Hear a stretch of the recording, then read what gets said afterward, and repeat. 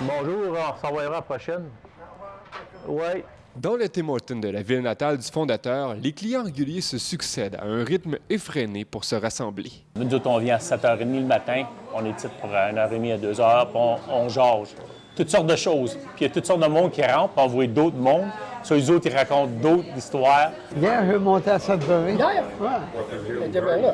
Une heure plus tard, un autre groupe de francophones s'installe un peu plus loin. Leur sujet de prédilection, le hockey et la politique. Tous les politiciens devraient se tenir à tous les Tim Hortons pour savoir qu'est-ce qui se passe dans leur communauté. Je sais qu'on en parle des politiciens pas mal. Des fois, c'est pas toutes des bonnes affaires, mais coudonc. Le Tim Hortons a un avantage unique, selon Bob, pour passer du temps entre amis, contrairement à la maison. Tes amis, ils vont-tu te voir souvent? Ils viennent pas chez vous, tout ça, mais vraiment, tu veux-tu chez vous? Tu sais, tu viens ici, puis là, après t'es tanné d'eux autres, tu t'en vas. 60 ans ont passé depuis l'ouverture du premier restaurant en 1964 à Hamilton, en banlieue de Toronto. Mais c'est ici, à Cochrane, que Tim Hortons est né.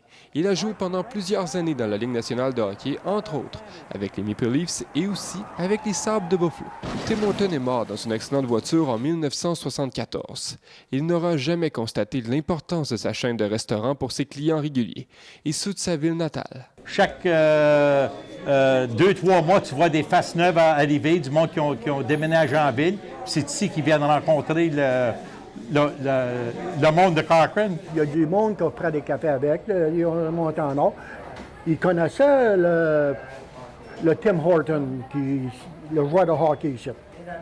Pour ça qu'on a des portraits de lui ici partout, hein? Mais eux autres, ils le connaissaient.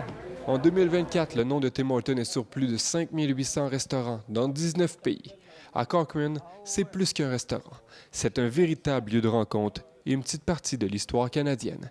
Ici Jimmy Chabot, Radio-Canada, Cochrane.